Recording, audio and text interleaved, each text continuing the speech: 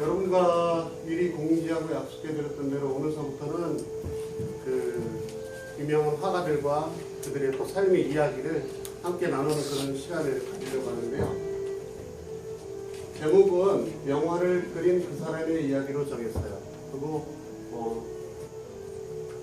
매주 할 때마다 이렇게 제목은 좀 바뀔 텐데, 오늘은 첫 번째로 여러분 행복하신가요? 프리다 칼로라고 제목을 지었습니다. 여러분 프리다 칼로 많이들 알고 계시죠? 여성분들 아마 많이 아실 텐데요. 멕시코 화가고요. 멕시코 국민 화가로 불리고 있고, 여러 가지 질병, 그리고 지독한 외로움, 그리고 이별 등으로 많은 상처를 안고 살다가 짧은 생을 마친 멕시코의 여러 화가입니다. 그녀의 그림과 또 그녀의 삶에 대해서 오늘 같이 이야기를 나눠보겠습니다. 먼저 그녀의 이야기를 볼게요. 1907년 멕시코에서 유택의 독일인 아버지와 메스티저인 어머니 사이에서 태어났습니다. 그래서 아무래도 아버지가 유택의 독일인이다 보니까 그렇게 집안은 어느 정도는 부유했던 것 같아요. 그런데 불행의 시작은 6살 무렵 소아마비를 앓아서 오른쪽 다리가 불편하게 됩니다. 그러나 프리다 칼로는 굉장히 똑똑한 소녀였고요. 소아마비에 상관없이 아주 굳건하고 잘 자라게 됩니다. 18세 되던 멕시코 최고 명문대학인 에스쿠엘라 국립학교에 입학해서요, 장례 의사를 꿈꾸며 다니게 됩니다. 이 무렵 학교 강당에 벽화를 그리러 온 사람이 있었는데요. 그 사람이 나중에 인생의 반려자가 되는 리베라입니다. 그 사람이 벽화를 그리러 오고요. 그 모습에 칼로는 인상 깊게 받아들이게 되죠. 대학교 1학년 때 커다란 불행이 시작되는데요. 첫사랑 고민수랑 만나서 청춘을 만끽하던 중에 애인과 함께 탄 버스가 전철과 충돌하는 큰 사고가 납니다. 그리고 그때 버스 안에 강철봉이요, 그녀의 옆구리를 뚫고요, 척추를 부러뜨리고요, 그리고 다시 골반뼈를 부러뜨리고 허벅지로 빠져나가는 아주 치명상을 입게 됩니다. 교통사고로 당할 수 있는 아주 가장 큰 상황에, 생명을 잃지 않는 이상 가장 큰 상황에 직면하게 되죠. 그래서 그녀는 병실에 누워있게 됩니다. 병실에 누워서 아무것도 할 수 없게 돼요. 그 모습을 안타까워한 그녀의 부모가 그에게 그림 도구를 사줍니다. 그래서 그녀는 특수하게 제작된 그림 도구를 통해서요, 누워서 그림을 그릴 수 있도록 그렇게 준비를 해주면서 미술을 시작하게 됩니다. 이게 어린 시절의 프리다 칼로입니다. 참 예쁘죠? 특히나 프리다 칼로는 이 눈빛이 아주 초롱초롱했어요. 그런데 그녀가 교통사고에 이렇게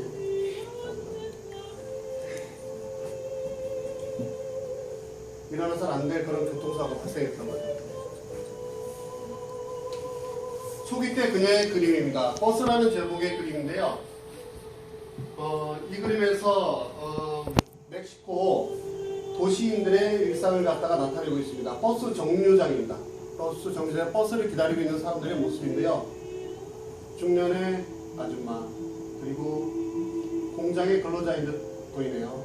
그리고 아기를 안고 있는 산모, 그리고 아이, 그리고 백인 노인, 그리고 아마도 프리다 칼로 자신인 듯한 그런 여인이 앉아 있습니다. 이 그림에서 보면 어떤 것을 알 수 있냐면요, 등장인물들의 표정이 다 무표정하고 서로 간에 대화가 없다는 겁니다. 단절을 의미하죠. 아마도 침대에 누워서 외부로부터 단절되어 있던 그런 자신을 갖다가 또한 표현하지 않았나 싶습니다. 이 복장 어디서 많이 본 복장 같지 않나요?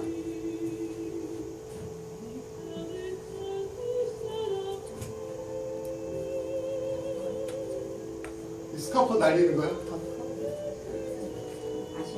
아시아나. 네, 그런 스튜어스 복장 같죠. 이어지는 그녀의 이야기입니다.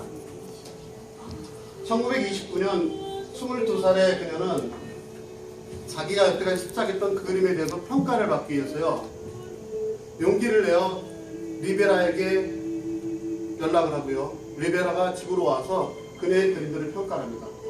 리베라는 굉장히 놀라게 됩니다. 아주 재능도 있었고요, 열정도 있었고요, 표현도 뛰어났고,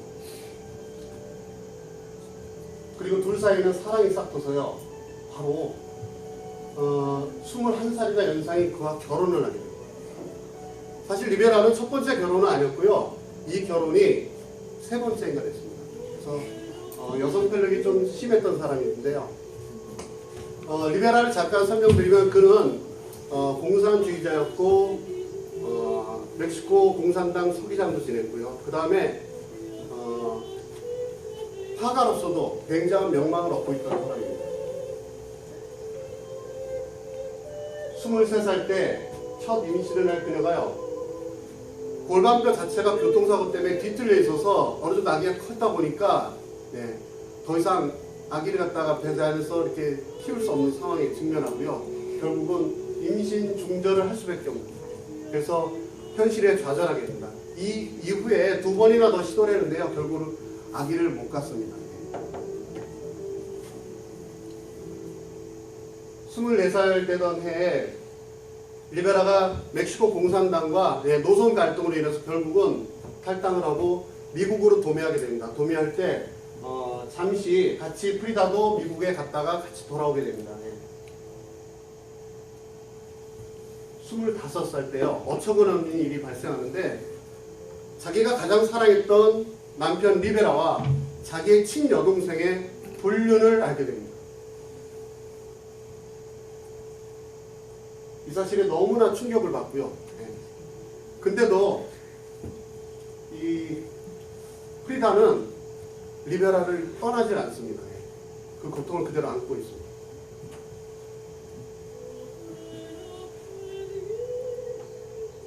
남편으로부터 실망한 그 프리다 칼로가 30세 때 유일하게 자기가 다른 사람을 사랑하는 일이 발생하는데요, 그 사람이 누구냐면은 러시아의 혁명가 트로츠키입니다. 러시아의 초창 혁명가들이 볼셰비키, 그리고 스탈린, 그리고 트로츠키, 이 세 명의 어떤 암투가 했었거든요, 러시아에서는. 그 중에 한 명이 바로 이 트로츠키, 가장 위대한 달변가였던 그 트로츠키가 유럽으로 망명을 갔다가 다시 또 멕시코로 와요. 그때 이 프리다 칼로를 잠시 만나게 됩니다. 그리고 그녀의 재능에 또 반하게 되고요. 또 프리다 칼로도 학식이 굉장히 뛰어난 트로츠키를 만나서 연정을 뽑게 되는데요, 이 트로츠키가 부인이랑 같이 망명을 하고 있어서요, 트로츠키의 부인도 어느 정도 눈치를 채고, 또 트로츠키 자신도 자기의 상황에 처했을 때 또 이 여자 프리다 칼로와 사랑에 빠지는 것을 두려워한 나머지, 그리고 다른 어떤 여러 가지 사유들 때문에 다시 또 다른 나라로 가게 됩니다. 그러면서 둘은 짧은 만남을 갖고 사랑으로는 발전하지 못하게 됩니다. 그런데 리베라는 이 모습을 보고요, 굉장히 언짢게 생각해요. 리베라가 자기 이외에 다른 남자를 갖다가 생각했다는 거예요. 아마 결혼 초기인 것 같습니다. 이게 리베라입니다. 그리고 프리다 칼로. 프리다 칼로는 굉장히 연약하고 청초하죠.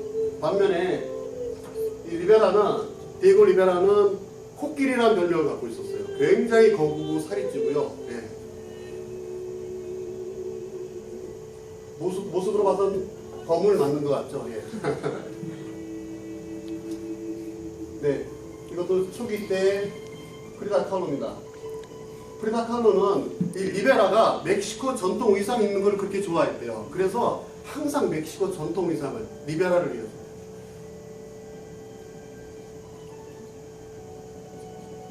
이게 트로츠키입니다. 러시아 혁명가 트로츠키, 그리고 트로츠키의 부인, 그리고 프리다 칼로. 잠시나마 만났던 사람이에요. 이 그림의 제목은 헨리포드 병원입니다. 헨리포드 병원에서 임신 중절을 한 뒤에 그린 그림입니다. 그 침대에 서늘이 낭자하고요, 6개의 끈을 통해서 어떤 상징물들이 있습니다. 여기 있는 달팽이는요, 멕시코에서 생명을 상징합니다. 생명. 자신의 마음대로 되지 않았던 그런 것을 기반해서 아마 그린 것 같습니다. 그리고 제가 친절할 수밖에 없었던 그런 아이, 폐하가 있고요. 뒤틀린 골반을 갖다 나타내는데 뒤에 이 골반뼈가 뒤틀어져서 아이를 못하죠. 이것은 리베라가 선물해준 난이라고 합니다.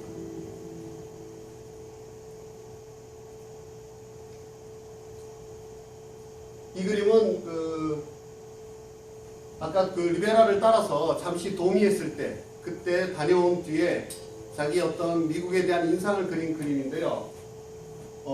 이 그림이 나중에 파리에 출품이 돼서 굉장히 또 유명해진 화제가 됐던 작품입니다. 멕시코와 미국의 국경선에선 자화상이라는 그림입니다.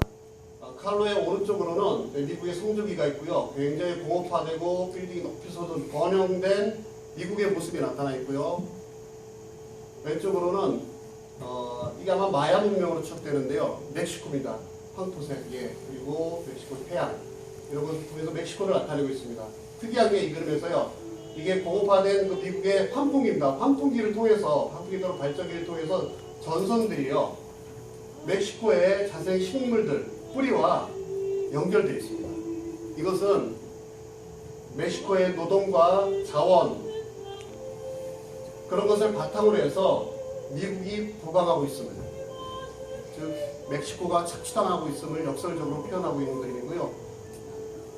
이 그림을 봤을 때 그래서 프리다 칼로는 이 그림을 통해서 초현실주의다 이렇게 표현되겠는데 정작 본인은 나는 초현실주의 화가는 아니다라고 그렇게 이야기했다고 합니다. 계속해서 이야기입니다. 1939년 리베라가 어처구니 없게도 이혼을 요구를 합니다. 자기 여동생과도 불륜을 저질렀던 그런 사람이 이혼을 요구하게 되고 칼로는 거기에 분노와 상실감에 너무도 괴로워하게 됩니다. 이때 근데 칼로에게는 화가로서 이틀을 다지는 일이 발생하는데 아까 말씀드렸듯이 32세 때 파리에서 열린 멕시코, 최초의 멕시코 대회에서 당대 거장인 피카소, 칸딘스키, 듀샹 이런 거장들의 찬사를 받게 됩니다. 그러면서 멕시코 화가의 최초로 세계적으로 유명하고 결국 이것을 바탕으로 해서 멕시코의 국민 화가가 되게 됩니다. 33세 때 이혼한 지 1년 만에 리베라가 다시 찾아옵니다. 뻔뻔한 사람이죠. 네. 그런데 프리다 칼로는 이 리베라를 받아들입니다. 왜?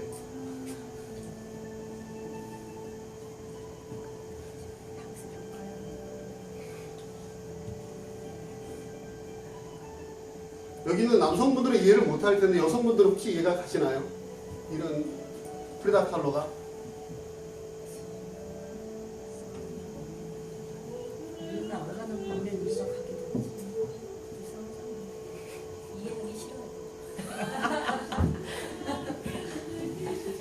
이 사진은 프리다 칼로가 자신의 자화상을 그리고 있는 그림입니다.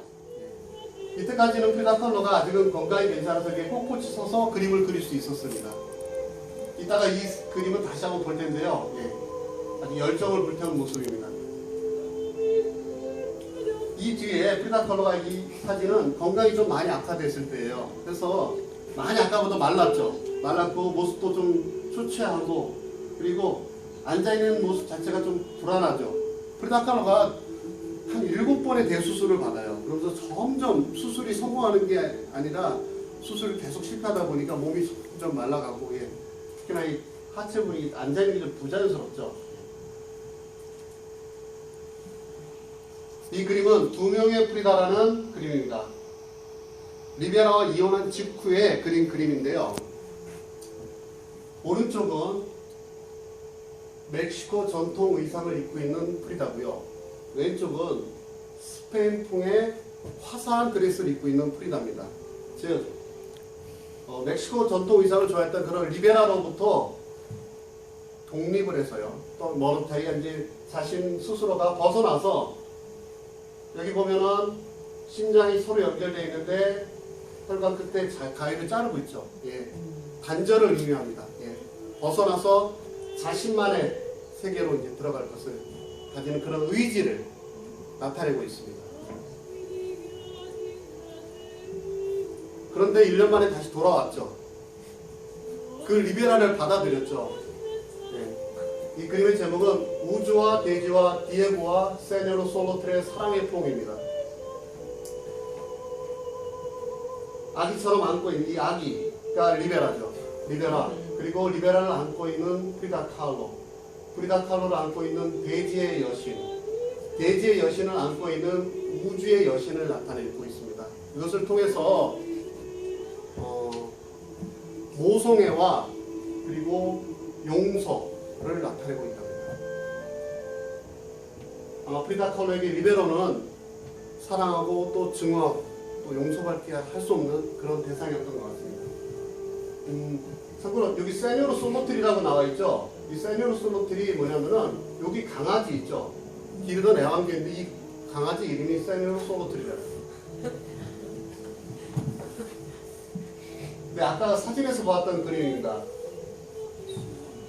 칼로의 자화상이라는 제목도 받고 있고 또 다른 제목은 가시 목걸이를 한 프리다라는 제목도 받고 있습니다. 가시 목걸이에서 찔려서 피가 나고 있죠. 그런데 특이한 게 이 표정을 보시면요, 고통스러운 표정이 아니죠. 네. 그 고통의 한 가운데 있을 때 사람은 오히려 무상에 빠지게 되고, 예. 고통스러운 표정보다도 오히려 아예 무상, 무념의 상태에 들어가는 무관심의 그런 표정. 고통스럽지만 자기 자신이 어떤 고통 한가운데서 아무것도 못 느낀다는 듯이 이게 역설적으로 지금 표현을 하고 있습니다. 여기서 보면 프리다 칼로 그림이 특이한 게 눈썹이 이렇게 보면 거의 일자 눈썹이라고 하죠. 이렇게 붙어 있잖아요. 근데 아까 사진에서 보셨듯이 프리다 칼로의 실제 모습은 이렇게 눈썹이 붙어 있진 않아요.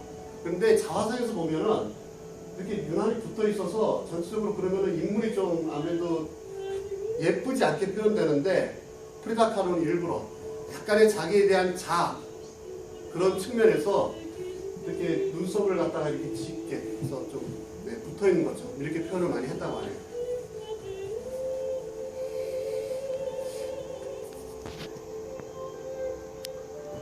(37세) 때부터 점점 무너져가는 몸을 지탱하기 위해서요, 강철 코르셋을 통해서 자기 몸을 갖다가 이렇게 서 있어요. 안 그러면 허리 척추뼈가 4개가 부러졌었어요. 지탱하기 힘들었는데 강철 코르셋을 착용하기 시작했답니다. 결국 나중에 46세 때요, 7번의 척추 수술 끝에 실패하고 오른쪽 다리를 절단합니다. 그래서 휠체어에 의지할 수밖에 없는 그런 삶이 이어지죠. 그러나 그녀는 그림을 포기하지 않고요, 하루에 계속 서너 시간씩 그림을 몰두했다고 합니다. 1954년 7월 47살의 나이에요. 폐렴 증세 악화로 고통과 고독 속에서 생을 마치게 되는데요. 정확히 죽은 사인은 지금도 밝혀지지 않았습니다. 그녀가 자살을 한 것인지 아니면 병으로 사망을 했는지. 멕시코 국민들은 아직까지도 그녀가 자살을 했다고 그렇게 믿고 있습니다. 말년의 사진인 것 같습니다. 누워서요, 그림을 그리고 있죠. 네. 이때 디에고 리베라도 많이 늙었네요. 그죠? 디에고 리베라도 이 프리다가 사망한 이후 1년이가 2년 뒤에 따라다기보다는 사망을 하게 됩니다. 리베라도. 그래서 아마 질긴 인연이고, 함께 할 수밖에 없었던 아마 그런 인연이었던 것 같습니다. 영원히 잠든 프리다 칼로의 모습입니다. 너무도 외로웠고요. 너무도 고통스러웠던 삶인데 잠든 모습은 그래도 평안한 것 같네요. 이 그림은 부러진 척추라는 그림입니다. 아까 강철 코르셋 얘기를 했죠. 그 실패, 여러 가지 수술의 실패, 지금 척추가 부러져 있죠, 이렇게. 이렇게 부러진 척추를 지탱하기 위해서 강철 코르셋을 하고 있는 그런 모습인데요. 온몸에 보면은 이렇게 가시인지 아니면은 못인지가 이렇게 쭉 박혀 있죠. 이것을 통해서 정말 고통받고 있는 자신을 표현하고 있고요. 눈물을 흘리고 있죠. 특이한 것은 배경이요, 황량한 벌판 또는 사막이죠. 그것을 통해서 자신의 그 고통스러움을 더 극대화해서 표현하고 있습니다. 프리다 칼로는 가장 많이 알려진 그런 대표적인 명작이 이 그림입니다. 부러진 척추. 이 그림은 상처 입은 사슴이라는 그림인데요. 특이하게도 사슴의 얼굴에 프리다 칼로 자신의 모습을 그려놓습니다. 이 사슴은 사실 자기가 기르던 그라니소라는 사슴입니다. 그 사슴 모델로 해서 그린 그림이고요. 빽빽한 숲속, 나무가 울창한 숲속에서 사냥꾼에 쫓기다가 화살에, 여러 화살을 맞고 고통스러워하는 그런 모습을 그리고 있는데요. 고대 아즈텍 문명에서는 사슴은 오른발을 의미합니다. 그래서 오른다리를 절단한 이후 그렇게 고통스러워하는 자신의 모습을 우회적으로 표현하고 있는 그림이라고 합니다.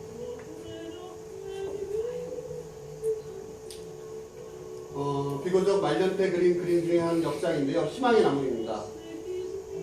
병원 그 침대죠. 간이 침대에 누워있는, 수술 때문에 이렇게 상처.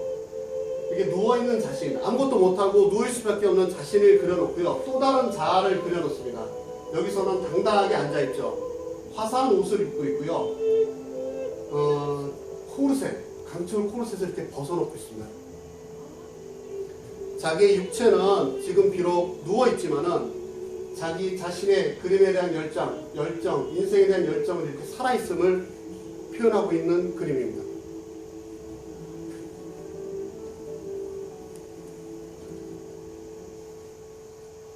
이 그림은 디에고와 나라는 그림입니다. 오늘의 마지막 그림 되겠는데요. 자신의 이마에 리베라를 그려 넣었습니다.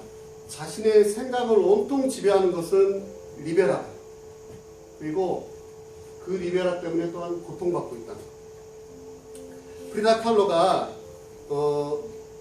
말년에 이런 말을 남겼다고 합니다. 내 인생에 두 가지 큰 사고가 있었다. 하나는 교통사고였고 또 하나는 디에고였다.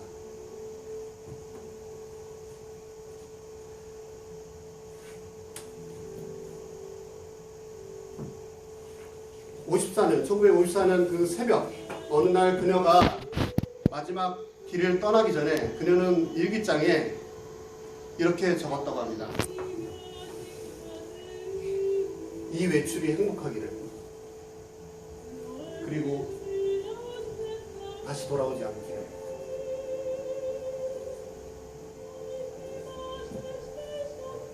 한평생 그 한 사람만 사랑했고, 그리고 고통 속에 지냈고 외롭게 지냈던 프리다 칼로.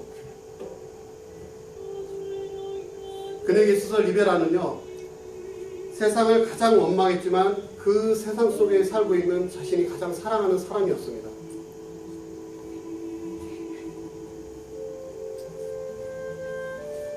여러분은 행복하신가요? 오늘 강의는 이것으로 마치겠습니다.